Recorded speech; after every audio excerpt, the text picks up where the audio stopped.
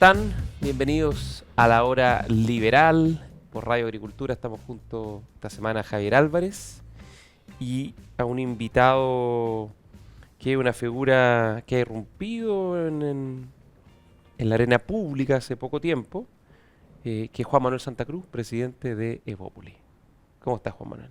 Hola Gonzalo, muy bien, muchas gracias por la invitación. Hola Javier. ¿Qué tal? ¿Cómo están? ¿Cómo ha sido este cambio de pasar de, digamos, de un rol, tú llevas mucho tiempo en política, vamos a hablar un poco de tu historia, pero a un rol más de primera línea, ¿no? De salir de la tranquilidad y la paz del anonimato, digamos, a estar liderando un partido político con bancadas parlamentarias, con alcalde, con comando presidencial y con candidata presidencial. ¿Qué tal ha sido esa experiencia que lleva como por los 6 meses? Sí, mira, ha sido una experiencia muy intensa, el cambio fuerte, claramente quien no está en la primera línea puede tener una vida tranquila, en donde llegas a comer en la noche a tu casa, en donde nadie te está llamando todo el día porque quieren saber tu opinión, para poder publicarlo en algún medio, etcétera. Y eso se acaba, naturalmente, porque estás en la primera línea y por lo tanto tu voz tiene algo que ver con lo que está pasando en la contingencia, los medios te llaman todo el día y tienes que estar articulando conversaciones de distinto tipo dentro de tu partido, con tus socios de coalición, en este caso Chile Vamos, con tu candidata presidencial y también con todo el resto de los actores políticos, además de los medios. Por lo tanto, eso es un cambio que es del cielo a la tierra, o de la tierra al cielo, dependiendo cómo lo quieras ver. De la tierra al infierno, más bien. Claro, de la tierra al infierno. La tierra al infierno. Y que en mi caso te diría, mi bautizo fue marzo. Yo asumí en febrero. Febrero es un mes en que... No pasa nada. Claro, pasa muy poco. La mayoría de los actores políticos están de vacaciones, pero marzo entramos de lleno. Tuvimos la elección de la mesa del Senado, que es algo que no le importa mucho a la ciudadanía y está bien que así sea, pero dentro del mundo político, claro, es un hito muy relevante. Eso generó muchas tensiones dentro del partido, de la coalición, con la candidata de Elin Matei, con la prensa, etcétera. Y yo estaba aprendiendo a tomarle el pulso a todas esas conversaciones. Pero al mismo tiempo, agradezco que me haya tocado eso porque luego de esa experiencia me ha permitido hoy día ya estarlo pasando bien en lo que estoy haciendo y ponerle propósito, que es el propósito que a mí me mueve, que tiene que ver con cómo contribuimos, aunque sea con un grano de arena, a tener un Chile mejor, a tener una política que no sea indolente con lo que le pasa a los chilenos, con lo que le pasa a la persona que está caminando por la calle y que permita hacerse cargo justamente de sus problemas y de sus frustraciones. Ahí me voy a enganchar yo con ese tema, porque a todos nuestros invitados yo siempre les hago la misma pregunta. La pregunta es, ¿de dónde nace esta vocación por lo público? ¿Ah? ¿Nace o se hace, además? Se hace, hemos tenido diferentes respuestas, gente que lo agarró en la universidad, gente que tenía tradición familiar, de antepasados políticos, y en tu caso, porque digamos tú tienes una tremenda formación académica que después la podremos conversar, pero además vienes de una familia de empresarios, o sea, tu papá es un empresario, tu abuelo también. Y entonces la pregunta más bien es dónde nace. Nosotros nos conocimos hace muchos años, además, eso hay que hacer el disclosure aquí, y a mí me llamó mucho tu vocación por lo público. Entonces la pregunta es de dónde nace esa vocación, dónde surge este clic que dice, sabes tú, yo en realidad no lo voy a hacer como el 95% de las personas que tienen mi perfil y me dedico ¿no es cierto?, a desarrollar mi carrera profesional, ¿no es cierto?, a avanzar en una carrera de una compañía, ¿no es cierto?, sino que me dedico a lo público. Mira, la política aparece después en mi vida. Como bien dice, yo vengo de una familia que hizo empresa. Mi abuelo es primera generación de su familia en ir a la universidad, hijo un ferretero, curicano. Lo mandan a Santiago a estudiar, a vivir con los curas en esa época. Y él es una persona muy creativa, muy ingeniosa, muy abierta, muy curioso, muy abierta a lo nuevo. Y fue creando varias cosas que luego con mi padre le dieron forma y eso creció. Y la conversación que yo escuchaba en la casa tenía que ver con esa conversación de crear valor. ¿Ah? Me suena conversación conocida a mi casa. Claro, se parece justamente a tu historia también, Javier. Pero esa era la conversa que yo escuchaba en la casa. Pero al mismo tiempo siempre muy conscientes de qué ocurría en el resto de la sociedad. Mi familia siempre se miró con mucha distancia a la política, no se conversaba política, no era un tema, pero no así de lo que pasaba en la sociedad. Quizás por los orígenes justamente de mi abuelo, porque veía que las trayectorias vitales de quienes fueron sus compañeros de colegio no eran las mismas que las de él, y siempre estuvo ese bicho en mi casa de cómo uno podía hacer algo por ellos. Ayudar, claro, cooperar. Y yo eso lo tengo muy presente de niño, participé de muchas fundaciones y cosas de ese tipo durante mi época de colegio, luego en la universidad. Y cuando salgo de la universidad, comienza también el primer gobierno del presidente Piñera. Y yo conozco a distintas personas que se van a trabajar a ese gobierno, me voy a trabajar a ese gobierno, y ahí me aparece la política. ¿En qué trabajaste en Piñera 1? Yo trabajé en el Ministerio de Economía, fui primero asesor, por circunstancias de la vida estuve en la negociación de la salida de la caleta sudamericana del puerto de Valparaíso, que era necesario mover a esa caleta para poder licitar el espigón 2 del puerto. Y esos fueron mis primeros 6 meses que estuve de lleno en eso, prácticamente viviendo ya. Y luego de eso fui el jefe de la división de innovación, y eso hasta el término del gobierno. ¿Ministro Pablo Longueira? Me tocaron, entré justo con el cambio de Juan Andrés Fontaine y Pablo Longueira, y 2011, luego me tocó, por ahí. Efectivamente, luego me tocó Félix de Vicente. Félix de Vicente. Y me tocó, por ese rol, interactuar mucho con el mundo público en general y de política en particular, y me di cuenta de la importancia que tienen las decisiones políticas en la vida de las personas y del impacto que tienen esas decisiones para bien o para mal, en todo lo que uno hace, y eso me llamó profundamente la atención. ¿Y después de Piñera 1 qué hiciste? Después de Piñera 1 me fui a trabajar a la Universidad del Desarrollo, al Centro de Innovación Social, y ahí estuve en la universidad hasta que me fui a estudiar a Estados Unidos. O sea, ahí tuviste como un intermedio más académico. Efectivamente, que mi origen en realidad, yo antes de trabajar en el gobierno alcancé a trabajar en la misma universidad donde estudié, en el Centro de Negociación ¿Y en Estados Relaciones, Unidos hiciste un... antes de entrar al sector público. ¿Y en Estados Unidos fue un posgrado? Hice un posgrado en Administración Pública, pero en realidad lo que hay detrás de ese posgrado tiene que ver con entender los fenómenos sociales. Es un posgrado que fue bastante más humanista a la forma en que yo lo hice. ¿Esto lo hiciste en qué universidad? En Harvard. En Harvard. Ah, mira. Pero quizás, Gonzalo, eso suena muy bien, yo claro. sé, para el mundo de la academia, pero quizás Un presidente más... que pasó por Harvard. ¿Ah? Claro, Sí, efectivamente. Digo. ¿Ah? Pero mira, donde más he aprendido, y esa fue parte de mis reflexiones también en Harvard, yo estudié las dinámicas de poder que hay detrás de la producción de conocimiento, que es algo que es muy propio de la academia, muy propio de los técnicos, que era como yo entendía que era la buena política en ese minuto. Correcto. Pero también mientras estudiaba eso me di cuenta de lo importante que es estar en la cancha. Y yo de Harvard decidí volver a Bio Bio, que es de donde soy oriundo, a Chillán. Tenemos origen común, así como, Tenemos yo creo que origen nacimos en la misma clínica en Concepción. Cuando Chillán era parte de la región de Bio Bio, de efectivamente. Y de la hecho región de Javier Álvarez. Así es la época en la que nos conocemos con Javier. Y quise volver porque asumí, o más que asumí, decidí que lo importante de cómo influir en política no era solo a través de las ideas, sino que era estando en la cancha. Había que estar en terreno, digamos. Efectivamente. Y por lo tanto quise ser candidato a parlamentario, que no lo fui finalmente, a diputado en las elecciones del 2017, pero estuve 6 meses dedicado a hacer una pre-campaña. ¿Y te fuiste con bombo y petaca, familia, con todo, niños? con mi familia, con todo. Yo llegué un día viernes a Estados Unidos y ese mismo viernes en la tarde había agarrado las cosas que teníamos con mi señora en una bodega aquí en Santiago y estábamos moviéndonos en un camión a Chillán, a una casa que habíamos arrendado. ¿Y tuviste cuánto tiempo de precandidato? Unos 6 meses de precandidato. Y ahí te desinscribieron a las 12 de la noche. Del día de la elección. La clásica. Ese fue mi... Eso fue un problema de negociación, ¿no? ¿Había que darle un cupo a alguien? ¿Cómo fue eso? Efectivamente, en ese distrito se llevan a 6 candidatos, los 3 partidos del sector, la UDI, Evópoli y RN habían acordado que cada uno llevaba a 2 candidatos, y eso lo había ratificado tanto la UDI como RN, pero un par de semanas antes del cierre de las inscripciones se crea la nueva región de Ñuble y eso genera una separación en los senadores. Se tienen que separar los senadores, claro. Y por lo tanto los 2 senadores que tenía la UDI en Bio Bio, que uno era Víctor Pérez y la otra era la Jacqueline Rieselberger, uno tenía que irse a Chillán, uno se tenía que quedar en Ñuble y el otro ya. Y ninguno de los 2 era de Ñuble. Por lo tanto, el cálculo que se tenía en ese minuto, esto ya es una cosa muy propia de la política, es que en Chile Vamos iban a salir 2 electos. Si iban los 3 partidos, iban a ser 2 de cualquiera de los 3 partidos, pero si iban solo 2 partidos, iba a ser 1 de cada uno. Por lo tanto, los partidos fuertes finalmente se pusieron de acuerdo y dijeron... Se sentaron arriba de Bópoli. Exacto, dejaron afuera a Bópoli y con eso se aseguraron que cada uno sacara un diputado. Oye, esa fue la razón. Ya, ¿y cómo fue que no mandaste toda la cresta? Dijiste, sé que más, yo no tengo nada que hacer acá, mejor me dedico a lo que han hecho mi familia, mi abuelo, mi padre, digamos, me voy al mundo privado. Y la política tiene esa cosa bien terrible, ¿no? Que de repente te pega esos pencazos que te dejan en el suelo.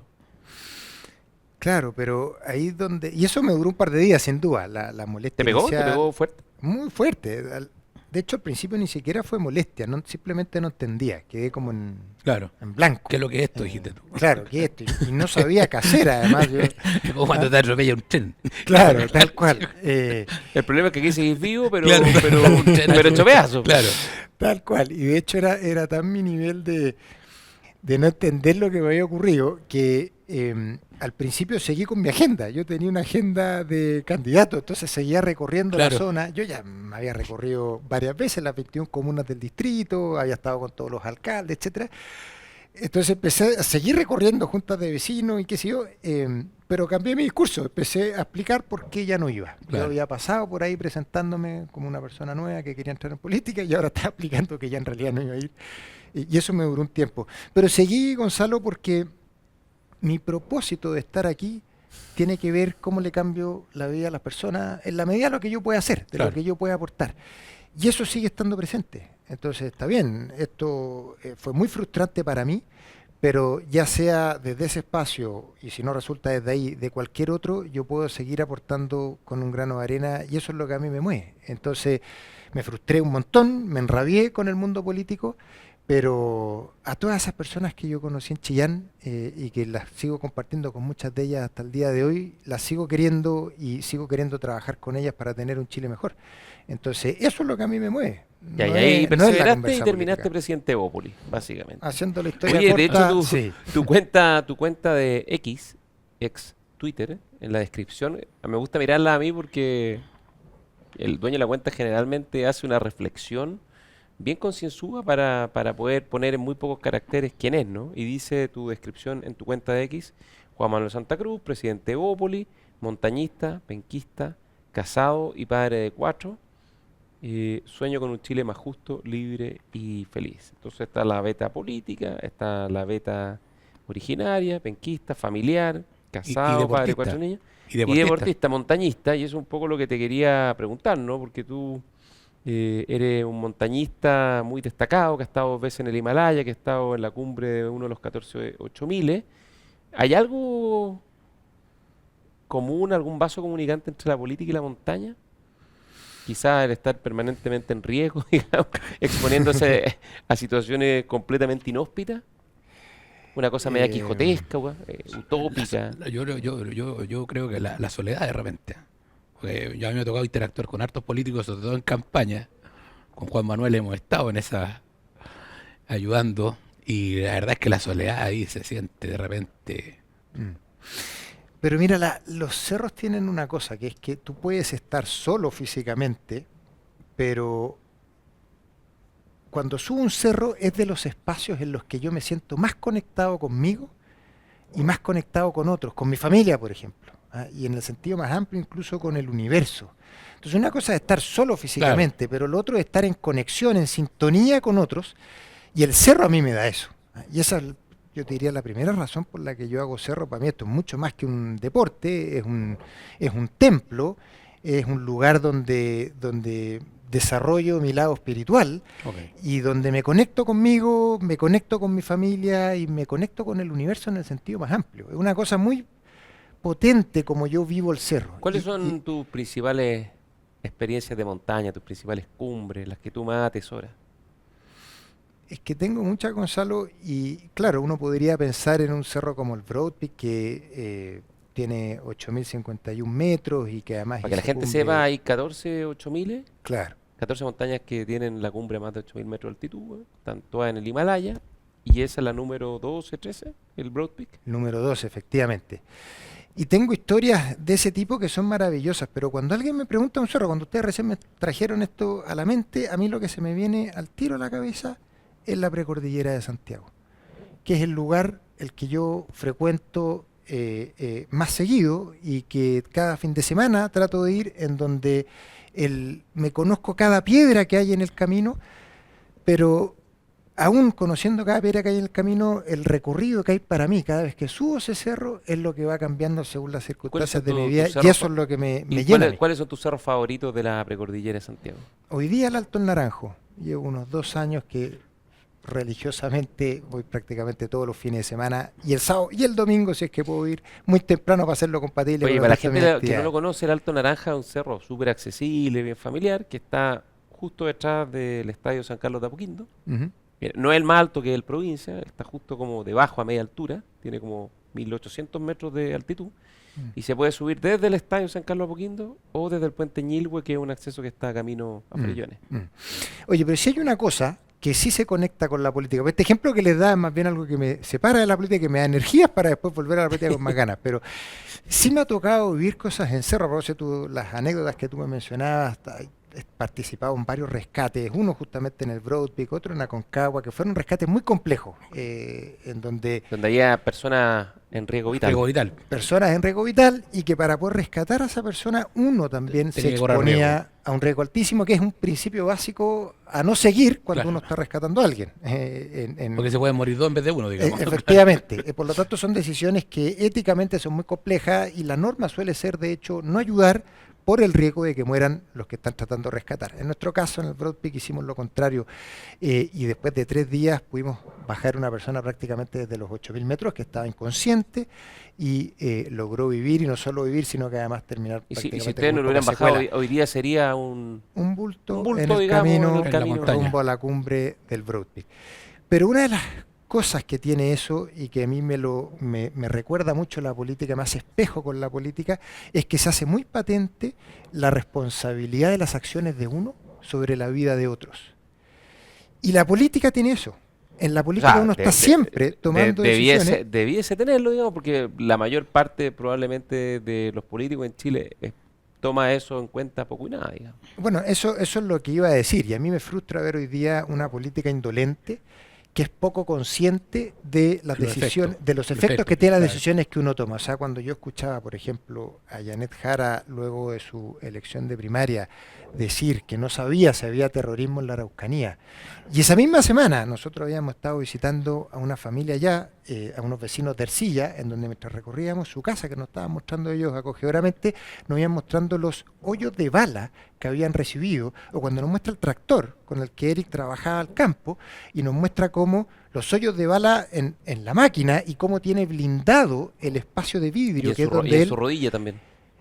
Todo esto lo blindó después de que le llegó el primer balazo hace algunos años atrás en la rodilla, y cómo él nos cuenta de que cada vez que sale a trabajar el campo lo usan de tiro al blanco, las personas de Temucuicú y qué sé yo, y tienes al mismo tiempo a una política diciendo que no sabe si es terrorismo en la Araucanía. Ese tipo de indolencia a mí me gusta, y me encantaría, de hecho, poder llevar a todos los políticos a subir un cerro para que a ver si en ese lugar, en ese espacio, se dan cuenta de las consecuencias que tienen las decisiones que ellos toman, y que le tomemos un poquito de más seriedad a nuestra discusión, y de poder finalmente poner por delante la necesidad de hacernos cargo de los problemas que tiene Chile, y dejarnos de discutir por cosas que pueden estar en el interés electoral de cada uno, pero no en el interés de todos los chilenos. Oye, vamos a una pausa en la hora liberal con Juan Manuel Santa Cruz, presidente de Bópoli, montañista, benquista, casado y padre de 4 hijos, que sueña con un Chile más justo, libre y feliz. Y a la vuelta vamos a hablar cómo hacemos de Chile un país más justo, más libre y más feliz. Vamos a la pausa y volvemos.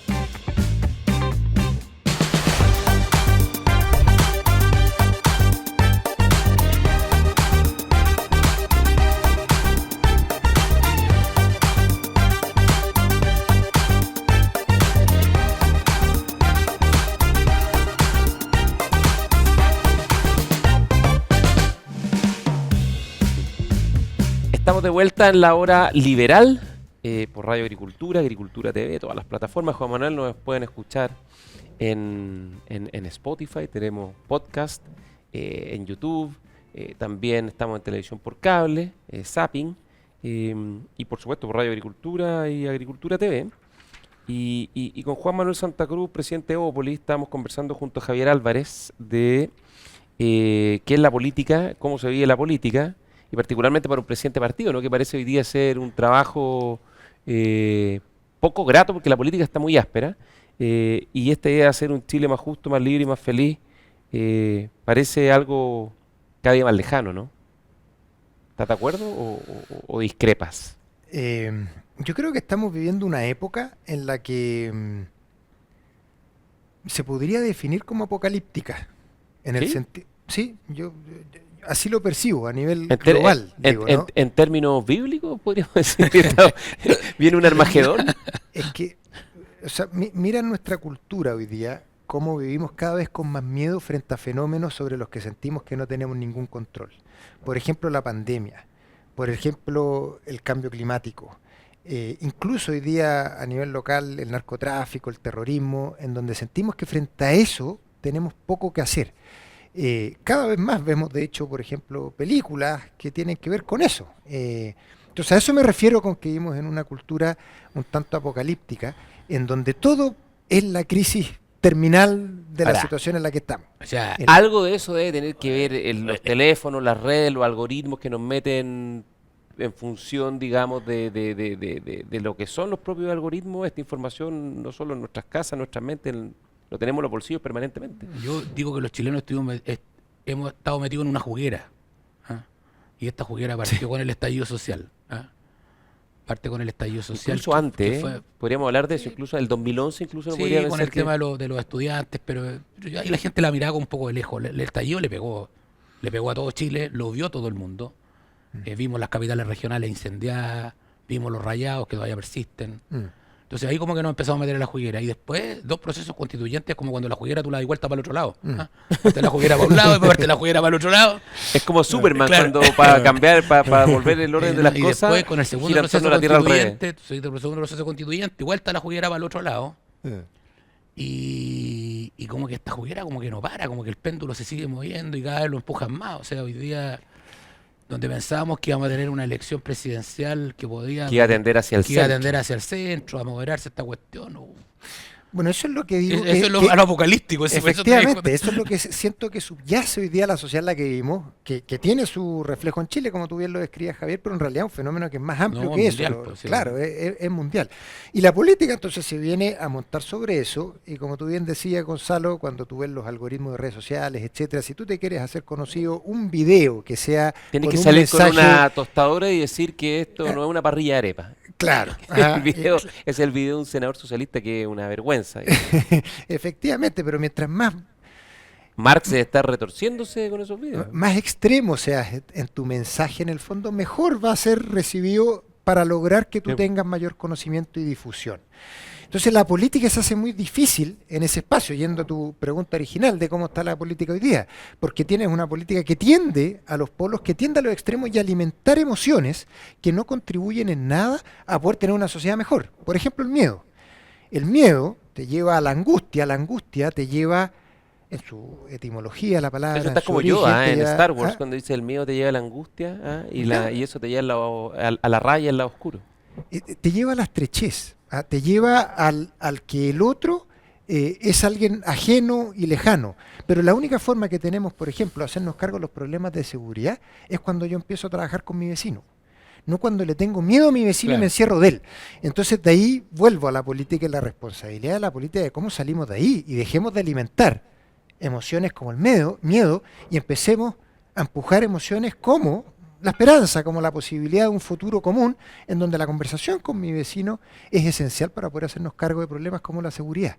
Y eso es un desafío que tenemos. No tengo la respuesta, Gonzalo, en la práctica de cómo eso tú lo desarrollas, sino que más bien esta idea conceptual de que hay que salir de inflamar emociones como el miedo y buscar inflamar emociones como la esperanza y desde ahí empezar a construir. Porque sin un estado social, sin un estado, perdón, de ánimo proclive a poder colaborar, a poder trabajar juntos, a poder hacer cambios, es imposible que esto mejore. Claro, pero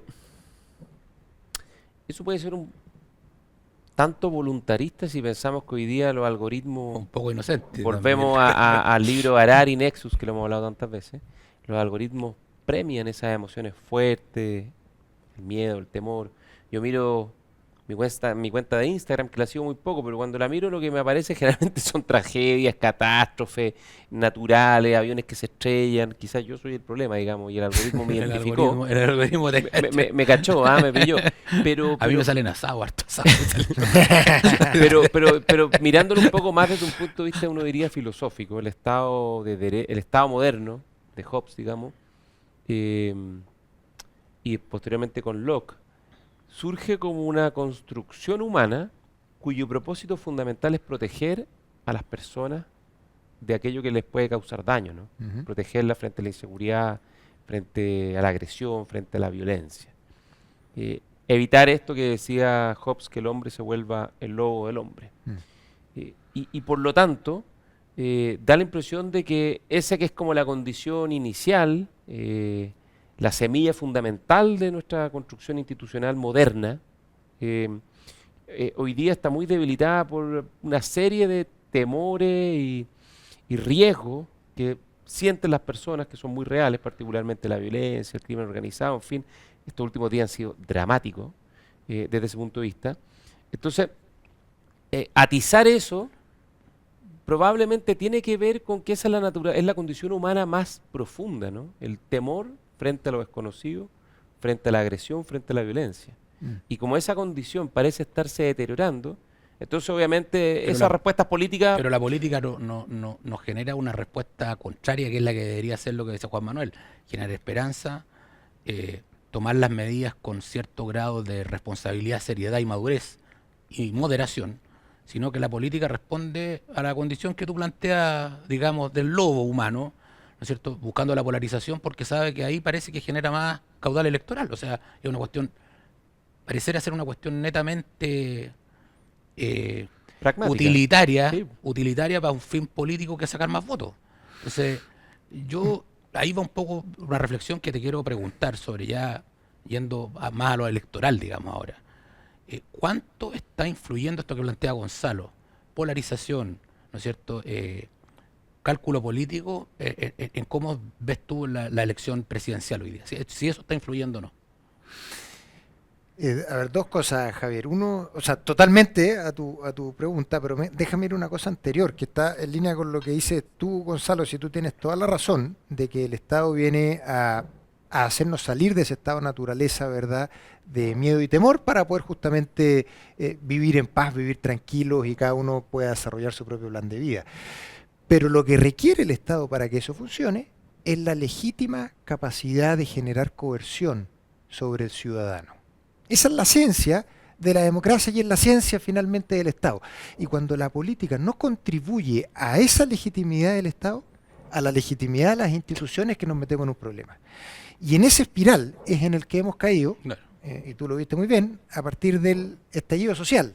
Y hoy día entonces la frustración es mayor, porque no solo apelamos a estos sentimientos de naturaleza, como tú describías antes, sino que además cuando vemos que el Estado, que era quien de alguna manera regulaba esa naturaleza del hombre y nos daba la posibilidad de ser armónicos y vivir en comunidad y desarrollarnos felizmente, en el fondo, perdió esa capacidad. Anomia, denominada por Carlos Peña. Es lo que dijo Carlos Peña esta semana en una columna, haciendo eco a una declaración del exdirector de Impuestos Internos, Javier Echeverry, que dice el Estado perdió el control de la violencia, digamos, el monopolio y la fuerza ya no está en el Estado. Efectivamente. Y ahí nos metemos en un problema grande, y ahí es cuando, en mi opinión, los políticos tenemos que redoblar el esfuerzo en hacernos cargo de eso, en volver a institucionalizar las conversaciones, como bien se hizo. Déjame agradecerte tu rol en eso, pero como bien se hizo, en mi opinión, luego del estallido social, en donde se le dio una salida política a un conflicto que estaba desbordado en la calle. Y eso, los efectos de eso los seguimos viendo hoy día, porque no está del todo resuelto. Claro, pero el punto que te quería hacer, y que yo creo que es lo que recoge Javier en su comentario anterior, de que hoy día uno podría decir que hay como dos tipos de formas de hacer política, ¿no? Una que es la más tradicional, que es apuntar a la gobernabilidad, es decir, si es que más los países necesitan ser gobernados, para ser gobernados, mucha gente que piensa distinta se tiene que poner de acuerdo en torno a lo fundamental. Y eso es lo que tú dices, contribuir a las soluciones de los problemas, buscar esas soluciones con seriedad, con rigor, en fin. Y hay otro mundo, que es un mundo más bien que se sabe que más aquí estamos en guerra. Claro. Y como estamos en guerra, yo tengo que preservar mi seguridad y mi identidad sobre todo, y yo no voy a transar nada porque mientras no salgamos de este estado de guerra, no tiene ningún sentido. Si cuando estamos en guerra se trata de aniquilar, digamos, no se trata de sentarse a conversar y ponerse de acuerdo, porque cualquier conversación mientras estás en guerra finalmente te lleva a la derrota. Y pareciera que lo segundo hoy día está predominando más que lo primero. Es un poco la forma en que Trump hace política, la forma en que en Brasil la hizo Bolsonaro, la forma en que la hace un Putin, la forma en que la hace un Xi Jinping. O sea, esto no es de izquierda y derecha. No, y Milei lo mismo, y No, efectivamente. identificando un enemigo y dándole al enemigo. Puesto esto en la política contingente, la característica que tienen los polos, los extremos del espectro político, está en su práctica política. ¿Y cuál es su práctica política? Exacerbar esa idea que solo representa a una minoría, pero que en este mundo de miedo, ¿verdad? Agarra vuelo. Agarra vuelo. Claro. Eso tiene rédito electoral. Y por lo tanto uno puede estar disponible incluso a transar su propia ideología, a no colaborar con soluciones que tienen que ver con las banderas que ellos mismos defienden, claro, con tal de defender su idea de trinchera. Y de esos ejemplos tenemos varios. Por ejemplo, la reforma de pensiones.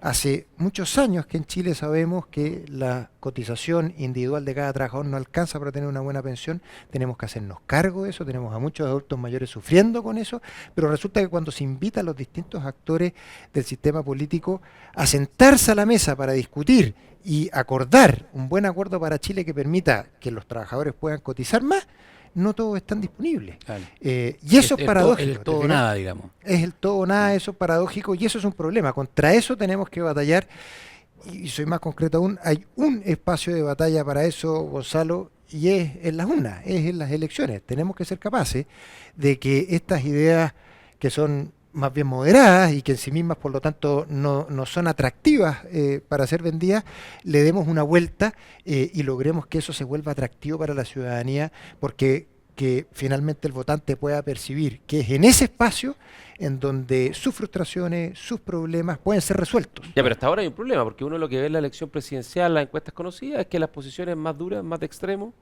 son las que le está yendo mejor, y las posiciones más convencionales, que buscan acuerdo y gobernabilidad, le ha costado más. Carolina Toá se desfondó, fue apabullada por Janet Jara, y lo que vemos que hoy día la candidatura de José Antonio Kast está muy fuerte, la candidatura de Belín Matei, le ha costado, digamos, poder impulsarse, claro, desde un punto de vista electoral, porque precisamente la alternativa más dura es la que parece que la gente la está recogiendo mejor. Sí, eso es cierto. Pero yo tengo una diferencia con los ejemplos que das. Primero, en la elección primaria vota un grupo pequeño de personas. Claro, una elección voluntaria. El acarreo y los comunistas son más disciplinados. Son fuertes en eso, y ellos tienen un grupo armado, estructurado, político, con una visión de mundo política, etcétera, muy fuerte, que salieron a defender a las urnas. En las encuestas, que entienda responder, también son personas más bien cercanas del mundo político que le interesan. Cualquiera de ustedes que recibe un llamado de alguien diciendo que le van a preguntar por política, corta el teléfono. Eso es lo que hacen el 95% de los chilenos, sino más. Salvo que tú tengas algún interés. Y nuevamente, entonces, aquellos grupos que son más abanderados con sus ideas tienden a responder ese tipo de encuestas, y por lo tanto los vemos de buena forma pesados. Pero en la elección de noviembre vamos a ver que tenemos voto obligatorio, la gran mayoría de los chilenos va a ir a votar, y el último ejemplo que tuvimos de esa elección fueron las municipales del año pasado, en donde ninguno de estos grupos polares, de ninguno de estos extremos le fue muy bien, ninguno de ellos sacó al grandes votaciones. Al Partido Comunista le fue muy mal. Muy mal. Sacaron muy poco alcalde, creo que sacaron 8. Y al Partido Republicano le fue mal en alcalde, sacaron solo 2 alcaldes. Efectivamente, por lo tanto, a los partidos que les fue bien son aquellos partidos que representan el diálogo, los acuerdos. ¿Cuántos alcaldes sacó?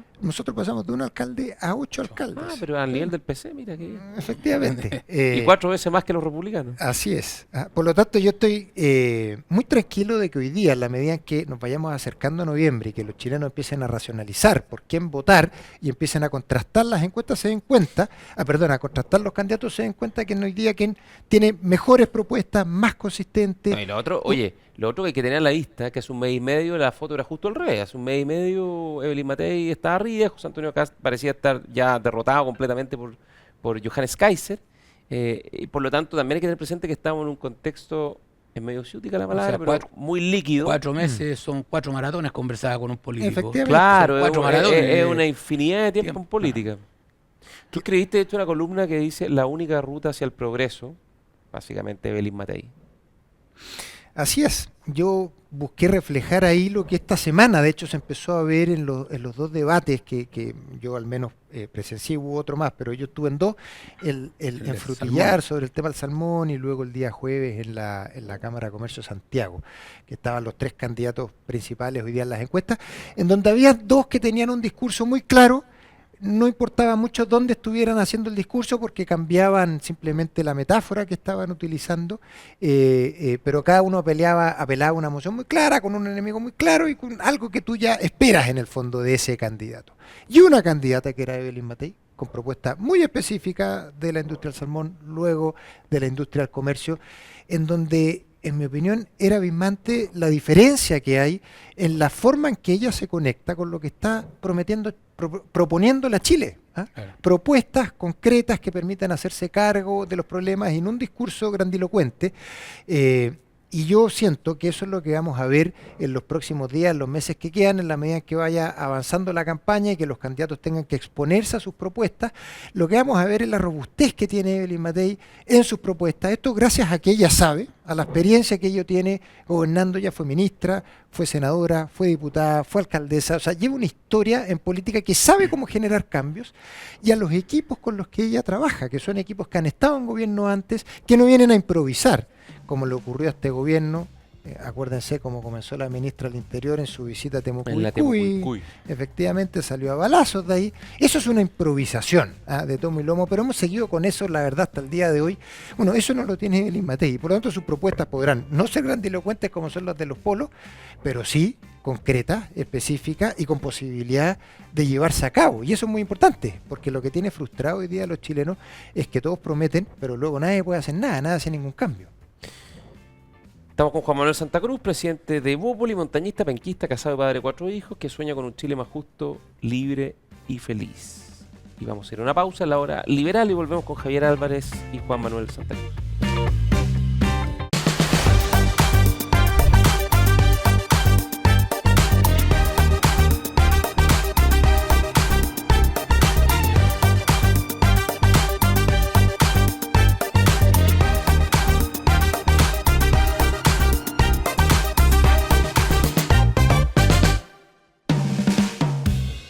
Estamos de vuelta en la hora liberal por Radio Agricultura con Javier Álvarez y también con Juan Manuel Santa Cruz, el presidente de Evópoli. ¿Hay algo de tu biografía que no haya faltado consignar que tú consideres relevante?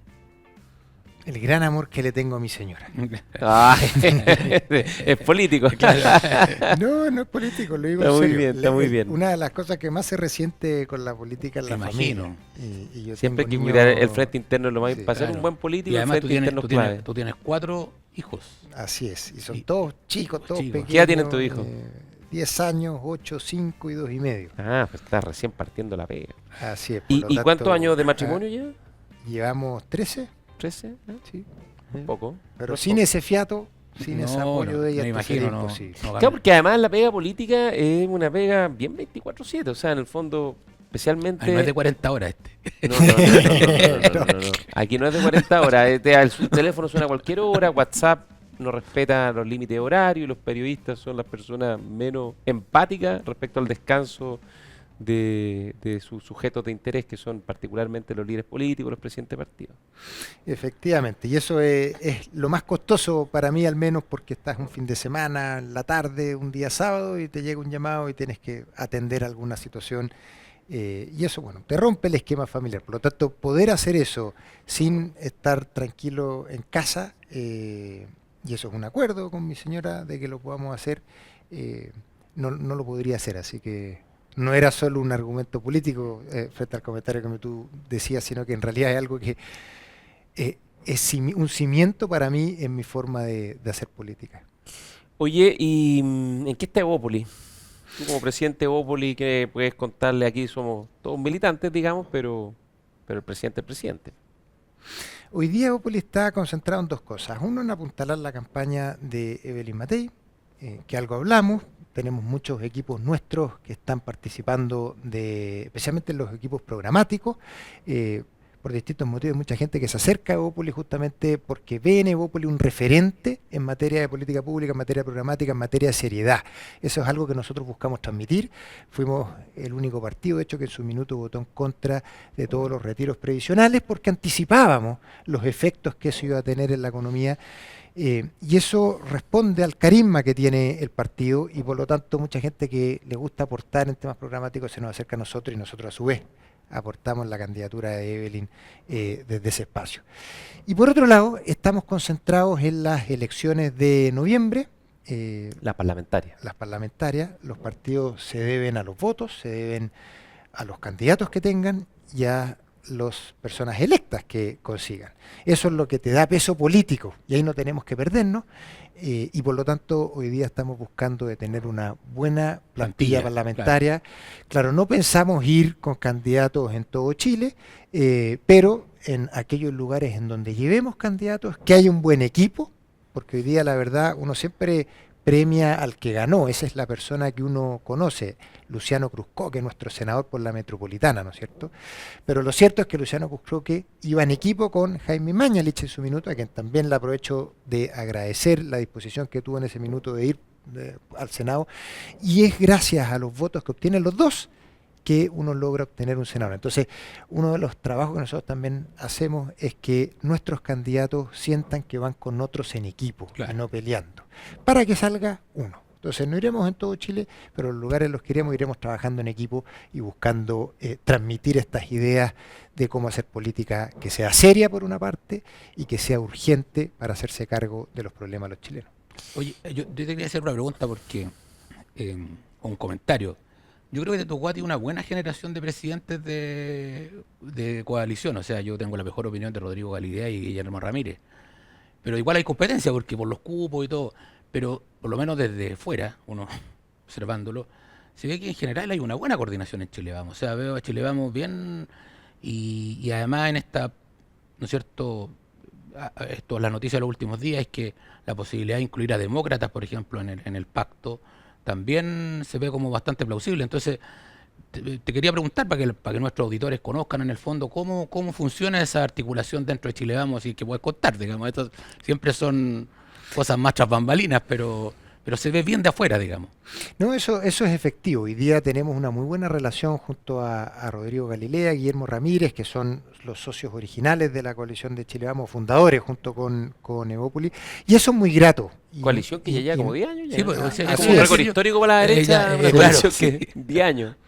Y es muy grato de trabajar con ellos, yo les reconozco eso. No significa que no tengamos diferencias, porque por cierto que las tenemos, pero no porque tengamos diferencias le vamos a dar un trato agresivo a esas diferencias. Claro. Y ahí está donde está toda la diferencia. Entonces nos podemos sentar a conversar, a limar las asperezas y a resolverlas de una buena forma. Y también reconozco el trabajo que estamos haciendo con Jimena Rincón y Andrés Joanet, tanto de demócratas como amarillos, que en ellos también hemos encontrado aliados en el sentido amplio de la palabra. No es que hoy día conformemos una coalición ¿Y con republicanos pero, qué tal la relación? ¿Hay relación? Sí, la hay. Mira, acá, bueno, yo hablo por mí. Esto depende de cada quien. Yo hablo por mí, yo no soy de las personas que cree que cortando relaciones logras algo. Entonces, tú puedes tener todas las diferencias del mundo, pero eso no significa cortar las relaciones. Y con republicanos también hay una relación. Incluso hay algo que compartimos.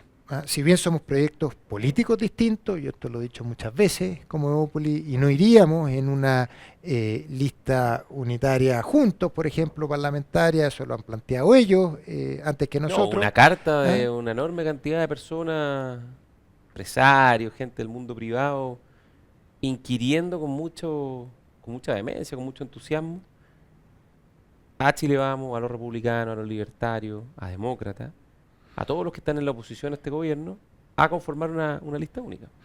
Así es, pero eso se origina de la base de hacer una suma aritmética de las votaciones que tú tienes, por ejemplo, en concejales. Pero no funciona así esto.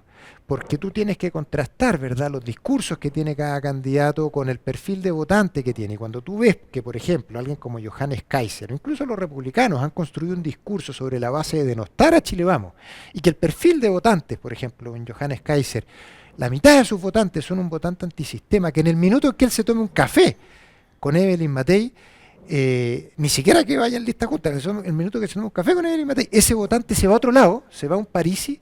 Si tú quieres maximizar el resultado electoral, entonces no vayas en una lista única. Claro, tienes que ofrecer un menú, tienes que ofrecer 2 menús, digamos, porque eso efectivamente, maximiza. Eso es lo antiguo Arturo Esquella, o sea, Arturo Esquella plantea eso.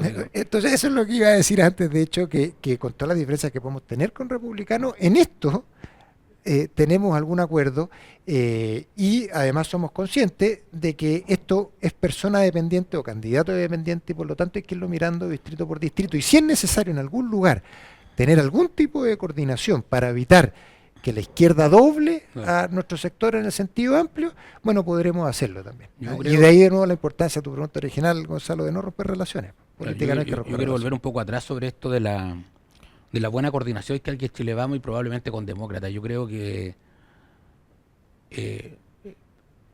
esto es una fortaleza muy importante para la candidatura de Evelyn Matei. Creo que es súper importante y creo que a lo mejor ha faltado mostrarla un poco. La capacidad que hay ahí de gobernabilidad en una buena coordinación dentro de Chile Vamos más Demócratas, creo que le da una capacidad de gobernabilidad a Evelyn Matei que es tremenda.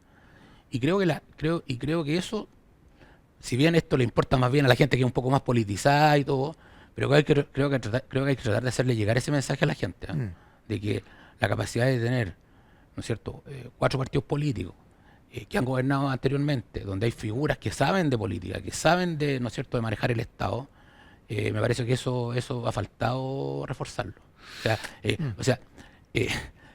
Yo no me subiría a un avión en que el piloto tiene su primer vuelo. ¿Me cachai? ¿No? O sea, no sé, entonces me dicen, no, mire, este piloto tiene 3.000 horas de vuelo. Puta, me subo. ¿Te fijas? Y yo, pasó esto con el Frente Amplio, digamos. El Frente Amplio era primera vez que se subía a manejar arriba del avión, y faltó poco para que lo chocaran. Claro. O sea, yo te digo, si... O sea, está bien abollado el avión. No, pero si se hubiera aprobado la primera constitución... Ah, no, ahí ya se estrella. Se estrella el avión. Sí. Entonces, lo que yo digo, no sé, pero tenemos hartos auditores, yo digo, oiga, súbase a un avión en que el piloto haya manejado el avión hartas veces. Mira, el primer proceso constituyente el avión fue manejado, como dices tú, buena esa metáfora, por un extremo el del PC y el sistema Frente político. Amplio. Claro. El PC y el Frente Amplio. El segundo proceso constituyente por el otro extremo. Y los dos aviones se primera vez arriba de la calle. El resultado de ambos procesos es que no pasó nada. En algo en donde había un acuerdo transversal de, ¿no es cierto?, darle un cauce institucional a un conflicto social que habíamos tenido a través de un cambio a la nueva constitución, y no hubo posibilidad de ponerse de acuerdo sobre eso. Entonces, lo que se requiere hoy día son esas personas que, aún pensando distinto, y esa es la gracia justamente que tiene Amarillos o Demócratas de unirse con Chile Vamos detrás de alguien como Evelyn Matei, es que aún pensando distinto uno es capaz de ponerse de acuerdo en pos de las urgencias que tiene Chile. Y si tú miras además la gente que por ejemplo, ha dicho, yo no voto por Yanes Jara, que son ex Concertación, hay mucha gente tremendamente capacitada, está, no sé, me acuerdo, René Cortázar, está Oscar Guillermo Garretón, o sea, hay gente que trabajó en el Estado chileno cuando tuvo los mejores años. Entonces, yo creo que esa es una cuestión que es súper importante mostrar, para demostrarle ¿no es cierto?, al chileno que aquí hay una alternativa de gobierno sólida y potente. Ahora, dicho eso, yo también digo que, no sé, así como Neal Ferguson decía, todos los países tienen derecho a portarse estúpidos. A ser estúpido. Ser estúpido, también yo tengo otra frase que dice, los chilenos tenemos derecho a probar de todo. Entonces, no sé. Sí, pero tengo la sensación de que hoy día los chilenos no quieren más improvisaciones. No queremos más improvisaciones. Ya probamos con el Frente Amplio, claro, ya probamos con el otro extremo, y hoy día queremos a alguien que le pueda poner atajo a las frustraciones que tienen muchos días. A ese joven, Javier, que hoy día está viviendo en la casa de sus papás, tú que tienes hijos en esa edad, no sé cuántos de tus niños viven contigo, pero que está viviendo en la casa de sus papás porque no puede. Contrapega, o que no puede comprar no puede arrendar, o no puede arrendar. Claro, esa mujer que no puede encontrar un trabajo, te fijas que todavía no tiene resuelto con quién dejar a su hijo o a su hija, porque ya hemos entrampado más de una década en una discusión sobre el tema de la sala cuna, que si eso lo hacen los funcionarios estatales o no, cuando me parece que es un error de foco tener tener el esa tema de la discusión. seguridad, esos cantos de sirena que dicen ya va a llegar el sheriff, ¿no es cierto? Va a llegar el sheriff y va a matar a todos los malos. Nosotros sabemos que esa es una caricatura que no existe y que es una mentira, digamos, ¿no es cierto? O sea, ya lo vivimos con el gobierno actual, el gobierno del presidente Boric, que dijo que todos los problemas de Chile se iban a solucionar cuando gobernaran ellos, ¿no? Que eran puros, inmaculados, los inocentes, como dice Daniel Manzui en su nuevo libro. Claro. Y ellos tenían el diagnóstico, ellos tenían la legitimidad y el resultado ha sido de malo a pésimo, digamos.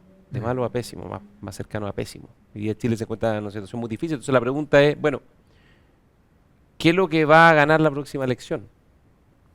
Si perseveran en una senda donde el voluntarismo sea lo que domine y finalmente el país termine nuevamente enfrascado en la división, en la polarización y frustrado. Y con los problemas que se agravan. Si eso es el drama de esta historia. El fiscal nacional acaba de decir que la frontera norte de Chile es como la zona Schengen, donde pasan todos libremente de un lado para otro. O sea, el fiscal nacional dice eso, por favor. Eso tiene que cambiar. Y para que eso cambie, lo que necesitamos es gente que no solo tenga buena idea y tenga la voluntad de hacerlo, sino que también tenga la capacidad. Pues si no, solo alimentamos la frustración de la gente. Y capacidad de ponerse de acuerdo, agrego eso. Porque dado el arreglo institucional de Chile, quien sea quien llegue a ser presidente el próximo 11 de marzo, va a tener que ir al Congreso con su propuesta, ¿verdad? Para cualquiera de los temas que estamos hablando, y va a tener que discutir en el Congreso que esa propuesta y sea poner de acuerdo aprobada, gente ¿verdad? que me se esté. Y poner de gente Ojalá de que acuerdo gente que me se esté. el oficialismo actual, si es oposición en el futuro gobierno, haya aprendido la lección. Lo dudo completamente. Juan Manuel Santa Cruz, se nos acaba el tiempo. Una última pregunta, corta y una respuesta concreta. Si quisiera o se pudiera elegir, ¿cómo se recordaba como presidente de Ópoli o tu sello? ¿Cuál sería el concepto o la palabra que describe ese sello? Conectado, un partido conectado con las personas y sus necesidades. Muchas gracias, Juan Manuel Santa Cruz, presidente de Bópoli, montañista, penquista, al igual que Javier Álvarez, que nos acompaña en esta ocasión.